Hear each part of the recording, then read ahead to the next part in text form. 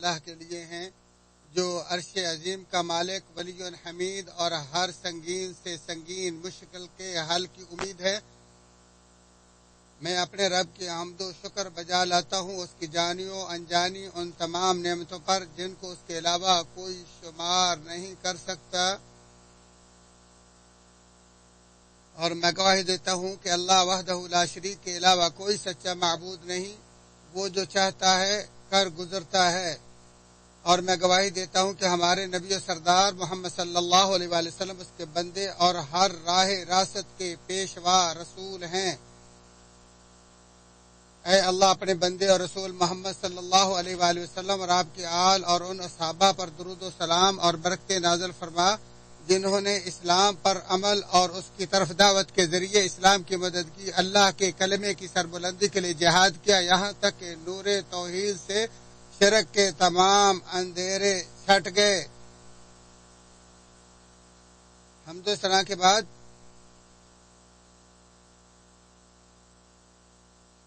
فرائض کی ادائیگی اور ترک محرمات کے ذریعے اپنے پروردگار اللہ سے ڈرو تاکہ شاندار زندگی اور اچھے انجام کے حصول میں کامیاب ہو جاؤ۔ ارشاد باری تعالی ہے، یہ آخرت کا شاندار گھر ہم ان لوگوں کے لیے ہی خاص کرتے ہیں جو زمین میں اونچائی، بڑائی، فخر و فساد کے خواہشمند نہ ہو، اور متقین کے لیے نہایت ہی شاندار انجام ہے۔ اے مسلمانوں،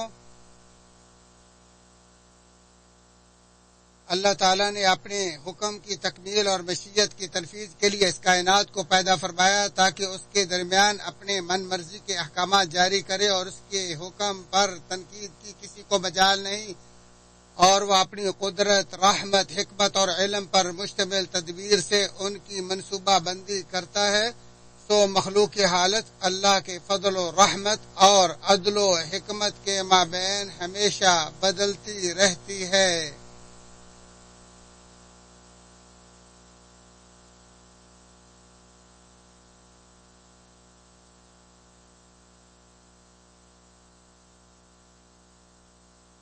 چنانچہ مخلوق کو حاصل ہونے والی ہر خیر و بھلائی اور خوشحالی محض اس کے فضل و رحمت کی بدولت ہی ہے۔ جیسا کہ اللہ تعالیٰ نے فرمایا، تجھے جو بھی بھلائی نصیب ہوتی ہے وہ صرف اللہ کی طرف سے ہی ہے، اور فرمایا اللہ تعالیٰ جو رحمت لوگوں کے لیے کھول دے اسے کوئی بند کرنے والا نہیں، اور جس کو وہ بند کر دے اسے اس کے بعد کوئی جاری کرنے والا نہیں، اور وہی غالب حکمت والا ہے۔ اور فرمایا، کیا تم نہیں دیکھتے کہ اللہ تعالیٰ نے زمین و آسمان کے ہر چیز کو تمہارے لیے مسخر کر رکھا ہے اور تمہیں اپنی ظاہری و باطنی نعمتیں بھرپور دے رکھی ہیں، اور فرمایا تمہارے پاس موجود ہر نعمت اللہ کی طرف سے ہی ہے، اور فرمایا اگر تم اللہ کی نعمتوں کو شمار کرنا چاہو تو شمار نہیں کر سکتے، بے شک اللہ غفور الرحیم ہے۔ تو تمام نعمتوں کی ابتدا و انتہا کا محور صرف بزرگ و برتر پروردگار ہی ہے، اور اس سے کوئی بھی کسی نعمت کا حقدار نہیں، اور یہ بھی اللہ کی اپنے بندوں پر مہربانی ہے کہ اس نے نعمتوں کی بقا اور ان میں اضافے کے لیے انہیں ان پر شکر کا پابند کیا اور ان کے زوال و محرومی سے بچاؤ کی غرض سے ناشکری سے منع فرمایا۔ چنانچہ عز و جل نے فرمایا، اور جب تمہارے پروردگار نے تمہیں آگاہ کر دیا کہ اگر شکر کرو گے تو اور زیادہ دوں گا، اور اگر ناشکری کرو گے تو یقیناً میرا عذاب بہت سخت ہے۔ تو فرائض کی ادائیگی اور فواحش و منکرات سے اجتناب اور تمام نعمتوں کو انعام دینے والے اللہ کی رضا و تعظیم اور محبت کے لیے قربان کر دینا ہی نعمتوں پر شکر ہے۔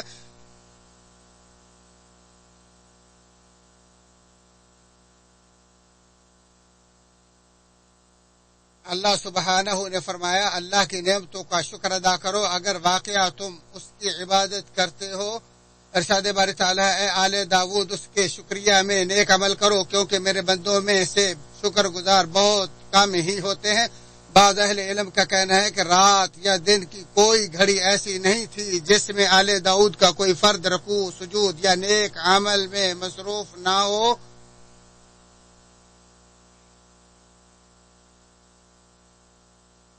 تو اے مسلمان، اپنے اوپر اللہ کی نعمتوں کو یاد کرو اور غور کرو کہ تمہارے مستحق نہ ہونے کے باوجود تمہارے رب نے تمہیں ان نعمتوں سے مالا مال فرمایا ہے. اس لیے تمام نعمتوں پر پاکیزہ پروردگار کی اسی طرح ثنا بیان کرو جس طرح نبی مکرم صلی اللہ علیہ وآلہ وسلم اپنے رب کی ثنا بیان کرتے ہوئے کہتے ہیں: اے رحمت و مہربانی کے ساتھ دونوں ہاتھ پھیلانے والے، اے وسیع المغفرت، اے تمام سرگوشیوں کے مالک، شکایات کے سننے والے، کریم درگزر کرنے والے، عظیم الاحسان قبل از استحقاق نعمت عطا کرنے والے، اے ہمارے رب، آقا اور مولا، اے ہمارے منتہا مقصود، اے اللہ، میں تجھ سے سوال کرتا ہوں کہ میری جسم کو آگ سے نہ جلانا.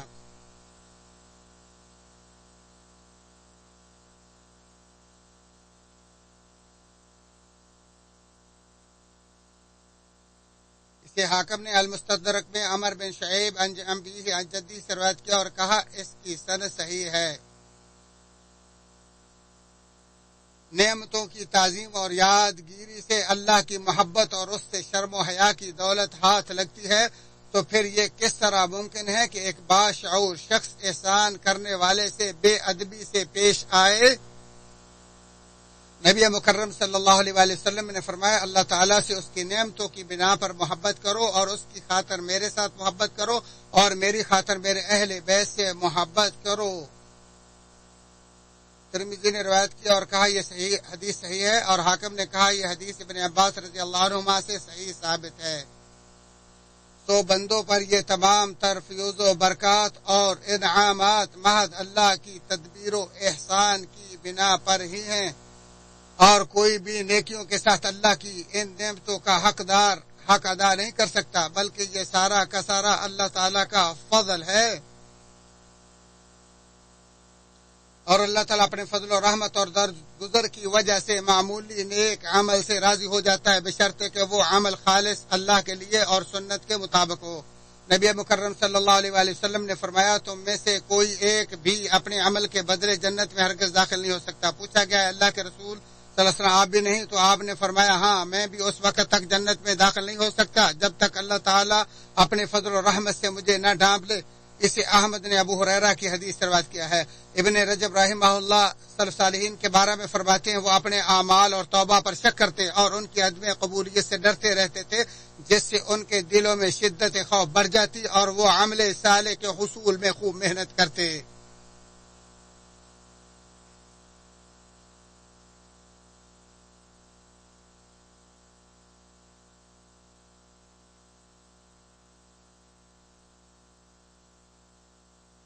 حسن بصری رحمہ اللہ کہتے ہیں: میں نے ایسے لوگ پائے ہیں اگر ان کا کوئی ایک شخص زمین کی برائی کے برابر بھی خرچ کر دیتا تو وہ اپنے دل میں گناہ کے بڑا ہونے کی وجہ سے بے خوف نہ ہوتا.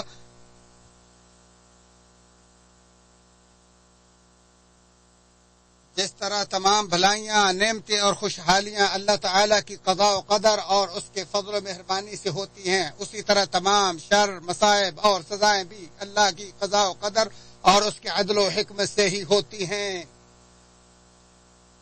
ارشاد باری تعالیٰ: اللہ تعالیٰ ہر چیز کا پیدا کرنے والا اور وہی ہر چیز کا نگہبان ہے. حضرت عبداللہ بن عمر رضی اللہ عنہما سے مروی ہے، وہ نبی مکرم صلی اللہ علیہ وآلہ وسلم سے روایت کرتے ہیں کہ آپ صلی اللہ علیہ وسلم نے فرمایا: بلا شبہ اللہ تعالیٰ نے آسمان و زمین کے پیدا کرنے سے 50,000 سال پہلے مخلوقات کی تقدیریں لکھی، جبکہ اللہ کا عرش پانی پر تھا. اسے مسلم اور ترمذی نے روایت کیا. اللہ عز و جل ہی اسباب اور ما بعد الاسباب کا پیدا کرنے والا ہے، چنانچہ پروردگار اسباب اور بلا اسباب دونوں طرح ہی پیدا کرتا ہے. جو چاہتا ہے وہی ہوتا ہے اور جو نہیں چاہتا وہ نہیں ہوتا، اور وہ خیر و شر دونوں کے ذریعے آزماتا ہے. فرمانے باری تعالیٰ ہے: اور ہم تمہیں آزمانے کے لیے خیر و شر میں مبتلا کرتے ہیں اور تم سب ہماری طرف ہی لوٹائے جاؤ گے. سو وہ فرما بردار شکر گزاروں کو ثواب اور منکر و نافرمانوں کو سزا دیتا ہے. سو کائنات اللہ کے پسندیدہ اور اس کی کتاب میں بیان کردہ دستوروں کے مطابق چلتی ہے. چنانچہ وہ قادر، مہربان، غالب، حکمت والا عظیم معبود ہی ہے جو کائنات کو کنٹرول کرتا اور اسے چلاتا ہے۔ فرمان باری تعالیٰ ہے، وہی کام کی تدبیر کرتا ہے، وہ اپنے نشانات کھول کھول کر بیان کر رہا ہے تاکہ تم اپنے رب کی ملاقات کا یقین کر لو، اور فرمایا وہ ہر کام کی تدبیر کرتا ہے، اس کی اجازت کے بغیر کوئی اس کے پاس سفارش کرنے والا نہیں، ایسا اللہ تعالیٰ تمہارا رب ہے، سو تم اس کی بات کرو، کیا تم پھر بھی نصیحت نہیں پکڑتے؟ اور اللہ عز و جل نے فرمایا سب آسمان و زمین والے اسی سے مانگتے ہیں، ہر روز وہ ایک شان میں ہے۔ حضرت ابو درداء رضی اللہ تعالیٰ عنہ سے مروی ہے، وہ نبی مکرم صلی اللہ علیہ وآلہ وسلم سے روایت کرتے ہیں کہ آپ نے فرمایا ہر روز ایک شان میں ہے، اس کی شان میں سے یہ ہے کہ وہ کسی کے گناہ بخش رہا ہے، کسی کی مصیبت دور کر رہا ہے، کسی کی دعا قبول کر رہا ہے، کسی قوم کو بلند اور کسی کو پست کر رہا ہے۔ اسے بازار نے روایت کیا ہے، اگر کائنات ہمیشہ ویسے ہی چلتی جیسے لوگ چاہتے ہیں تو انبیاء علیہم الصلاۃ والسلام کبھی کسی مصیبت میں مبتلا نہ ہوتے، اور نہ ہی ان کا اور ان کے متبعین کا شاندار انجام ہوتا، اور نہ ہی ان کے مخالفین کو قسم قسم کی سزاؤں کا سامنا کرنا پڑتا، لیکن یہ اس لیے ہے کہ حکم صرف ایک اللہ کا ہی چلتا ہے۔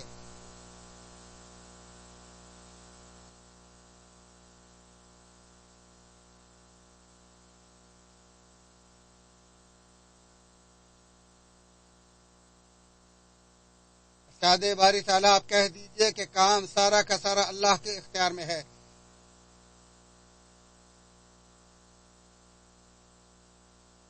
اور فرمایا جنہیں تم اس کے سوا پکار رہے ہو وہ تو کھجور کی گٹھلی کے چھلکے کے بھی مالک نہیں۔ مصائب در حقیقت مسلمان کے گناہوں کے کفارے اور درجات کی بلندی کا باعث ہوتے ہیں، جیسا کہ حضرت ابو ہریرہ رضی اللہ تعالی عنہ نبی اکرم صلی اللہ علیہ وآلہ وسلم سے روایت کرتے ہیں کہ آپ صلی اللہ علیہ وسلم فرمایا مومن مرد اور مومن عورت کی جان، مال اور اولاد میں آزمائشیں آتی رہتی ہیں، یہاں تک کہ وہ اللہ تعالی سے اس حال میں ملتے ہیں کہ ان پر کوئی گناہ باقی نہیں رہتا۔ اسے ترمذی نے روایت کیا اور کہا یہ حدیث حسن صحیح ہے، اور حاکم نے روایت کیا اور اسے صحیح قرار دیا۔ محمد بن خالد سلمی اپنے باپ دادا سے روایت کرتے ہوئے کہتے ہیں کہ میں نے رسول اللہ صلی اللہ علیہ وآلہ وسلم سنا، آپ فرماتے جب بندے کے لیے اللہ کی طرف سے کوئی ایسا رتبہ لکھ دیا جاتا ہے جس تک وہ عمل کے ذریعے نہیں پہنچ پاتا تو اللہ اسے اس کے جسم، مال یا اولاد میں آزماتا ہے اور اسے اس پر صبر کی توفیق عطا کر دیتا ہے، یہاں تک کہ وہ اللہ کے اس عطا کردہ رتبے تک پہنچ جاتا ہے۔ اسے ابو داؤد، احمد اور ابو یعلا نے روایت کیا۔ دین پر مضبوطی و کمزوری کے لحاظ سے ہی آزمائش ہوتی ہے۔ حضرت مصعب بن سعد اپنے باپ سے روایت کرتے ہوئے کہتے ہیں کہ میں نے کہا اللہ کے رسول صلی اللہ علیہ وسلم سب سے سنگین آزمائش کن لوگوں کی ہوتی ہے؟ آپ صلی اللہ علیہ وسلم فرمایا نبیوں کی، پھر ان کے بعد مرتبے میں جو ان کے بعد مرتبے میں ہوں، پھر جو ان کے بعد ہیں، یعنی بندے کی آزمائش اس کے دین کے مطابق ہوتی ہے۔ اگر بندہ اپنے دین میں پر مضبوط ہو تو اس کی آزمائش سخت، اور اگر دین میں کمزور ہو تو اللہ بھی اسے اس کے دین کے مطابق ہی آزماتا ہے۔ پھر مصیبت بندے پر ہمیشہ رہتی ہے، یہاں تک کہ بندہ روئے زمین پر اس حال میں رہتا ہے کہ اس پر کوئی گناہ باقی نہیں رہتا۔ اسے ترمذی نے روایت کیا اور کہا یہ حدیث حسن صحیح ہے، اور ابن ماجہ نے بھی روایت کیا ہے۔ مصائب، عام پریشانیوں اور سنگین حادثات پر صبر اور اجر ثواب کی امید سے ہی امت مسلمہ کو اجر ثواب ملتا ہے، اور یہ لوگوں کے لیے باعث عبرت بھی ہیں تاکہ وہ غور کریں کہ یہ گناہ کن دروازوں سے آئی ہیں تاکہ وہ ان کے تکرار اور ان سے بڑے گناہوں کے ارتکاب سے اجتناب کر سکیں۔ نیز وہ یہ یاد کریں کہ اس مصیبت سے قبل وہ کن نعمتوں میں تھے تاکہ اطاعت و فرما برداری کے ذریعے ان کو ہمیشہ کی عافیت، امن اور خوشحالی نصیب ہو سکے۔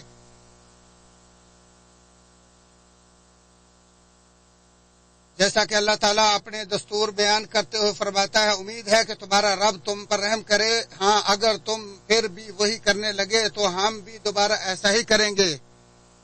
اور اللہ تعالیٰ مسائب، پریشانی اور دکھوں کو امت پر ہمیشہ برقرار نہیں رکھتا، بلکہ جب چاہتا ہے انہیں رفع دفع کر دیتا ہے۔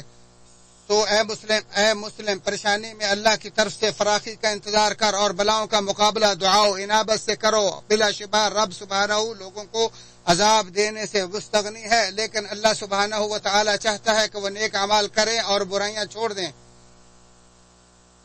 ارشاد باری تعالیٰ ہے، جب میرے بندے میرے بارے میں آپ سے سوال کرے تو آپ بتا دیں کہ میں بہت ہی قریب ہوں. جب بھی کوئی دعا کرنے والا دعا کرتا ہے تو میں قبول کرتا ہوں. تو ان کو میری بات مان لینی چاہیے اور مجھ پر یقین رکھیں، یہی ان کی بھلائی کا باعث ہے. اور فرمایا اللہ کی رحمت بلا شبہ احسان کرنے والوں کے بہت قریب ہے. اللہ تعالیٰ قرآن عظیم کو میرے اور تمہارے لیے باعث برکت اور اس کی آیات و ذکر حکیم کو نفع بخش بنائے اور ہمیں سید المرسلین کے طریقے اور درست بات سے فیضیاب فرمائے. اسی پر اکتفا کرتے ہوئے اپنے تمہارے اور تمام مسلمانوں کے لیے تمام گناہوں کی اللہ سے بخشش طلب کرتا ہوں. تم بھی اسی سے بخشش طلب کرو.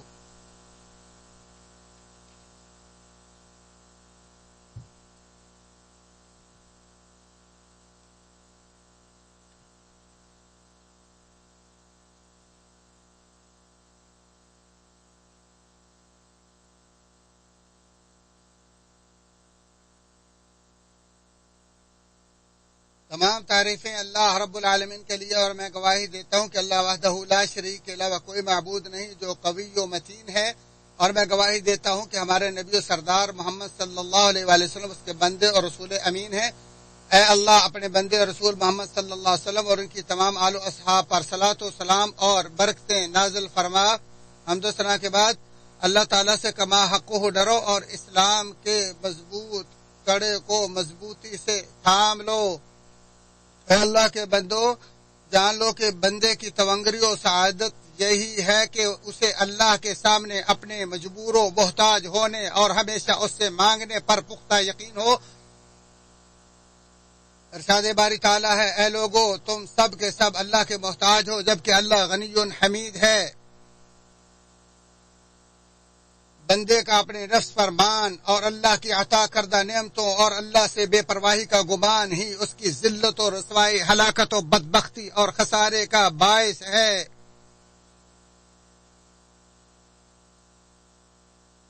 ارشاد باری تعالیٰ ہے، لیکن جس نے بخیلی کی اور بے پرواہی برتی اور نیک بات کی تکذیب کی تو ہم بھی اس کی تنگی و مشکل کا سامان میسر کر دیں گے.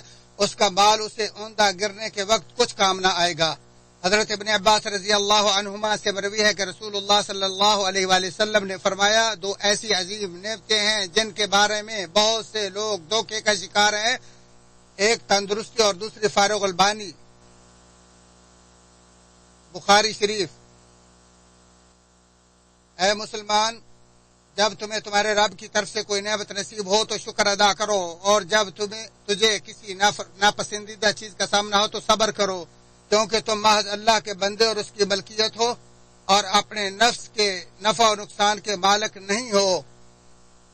لہذا اے بندے، جب تم پر کوئی مصیبت آ جائے تو پوری توجہ سے اللہ کے سامنے گڑ گڑاؤ، جیسا کہ حدیث میں وارد ہے کہ جان لو کہ بلا شبہ کشادگی تکلیف کے ساتھ بدل صبر کے ساتھ اور تنگی کے ساتھ آسانی ہے. اور یہ بھی جان لو کہ یہی اعمال تمہاری سعادت مندی اور بدبختی کا باعث ہیں، اور دنیا عمل کی جگہ اور آخرت خیر و شر کے بدلے کا مقام ہے. نیز جیسا کہ اللہ تعالیٰ نے حدیث قدسی میں ارشاد فرمایا، اے میرے بندے، یہ تو تمہارے ہی اعمال ہیں جن کو میں تمہارے لیے جمع کرتا رہتا ہوں، پھر میں تمہیں ان کا پورا بدلہ دوں گا. تو جو بہتر پائے اسے اللہ کا شکر ادا کرنا چاہیے، اور جو برا بدلہ پائے وہ اپنے سوا کسی کو ملامت نہ کرے. اللہ کے بندو، بے شک اللہ تعالیٰ اور اس کے فرشتے نبی صلی اللہ علیہ وسلم پر درود بھیجتے ہیں. اے ایمان والو، تم بھی آپ صلی اللہ علیہ وآلہ وسلم پر درود و سلام بھیجو.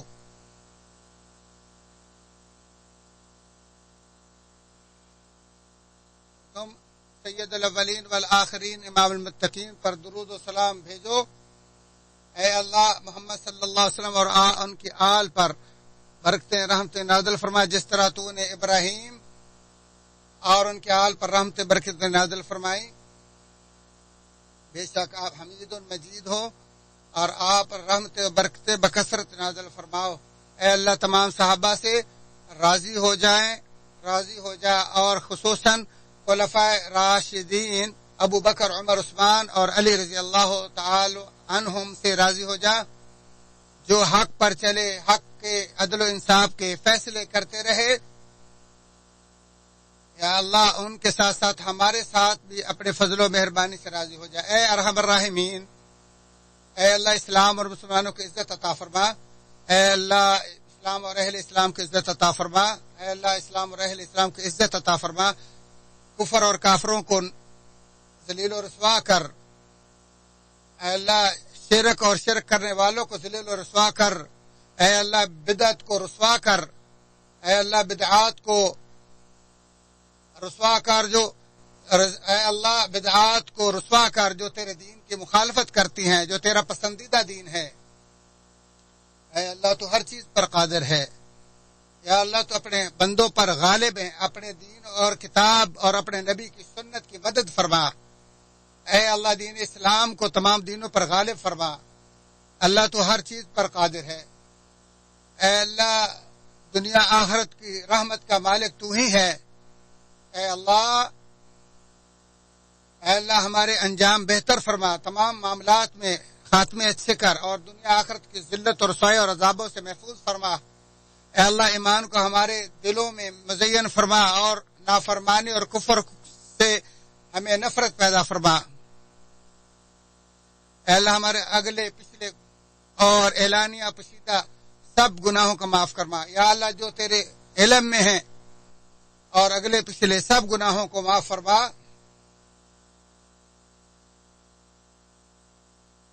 اے اللہ ہم تو سے سوال کرتے ہیں کہ ہم اطاعت اور فرما برداری کی توفیق عطا فرما۔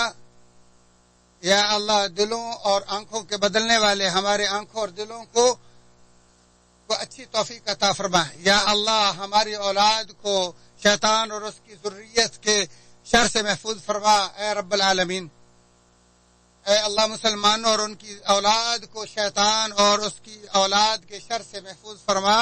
اے ذوالجلال والاکرام، اے اللہ ہمارے اموات کی بخشش فرما، اور مسلمانوں کے جتنے بھی فوت شدگان ہیں سب کی بخشش فرما، ان کے گناہوں کو زلات کو معاف فرما۔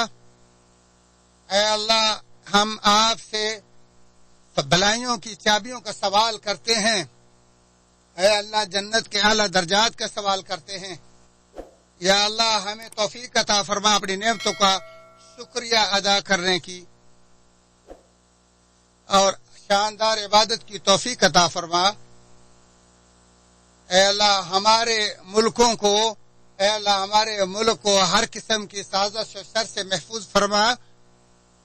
اے اللہ خادم حرمین شریفین کو اپنی رضا اور اپنی محبت کے کاموں کی توفیق عطا فرما۔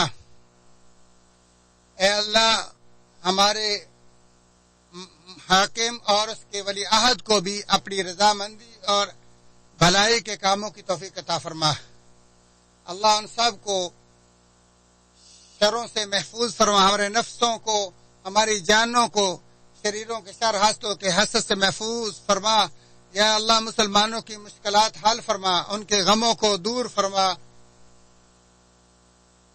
یا اللہ سب مشکلات، پریشانیوں کو، مصائب کو دور فرما۔ یا اللہ ہمارے اور مسلمانوں کے معاملات کو اپنے سپرد کر۔ یا اللہ شامیوں کے مصائب کو دور فرما، اہل شام کے مصائب پریشانیوں کو دور فرما، سب سختیوں کو تمام مسلمانوں سے دور فرما، رفع دفع فرما، تو ہر چیز پر قادر ہے۔ اے اللہ دنیا اور آخرت کی بھلائیاں عطا فرما، اور عذاب کے نار سے محفوظ فرما۔ اے اللہ کے بندو، اللہ تعالیٰ تمہیں عدل و انصاف اور نیکی کے حکم کا پابند کرتا ہے۔ عظیم جلیل اللہ کا ذکر کرو اور شکر کرو اللہ کی نعمتوں کا، وہ اللہ تمہیں زیادہ دے گا۔ جو تم کرتے ہو اللہ اس کو خوب جانتا ہے۔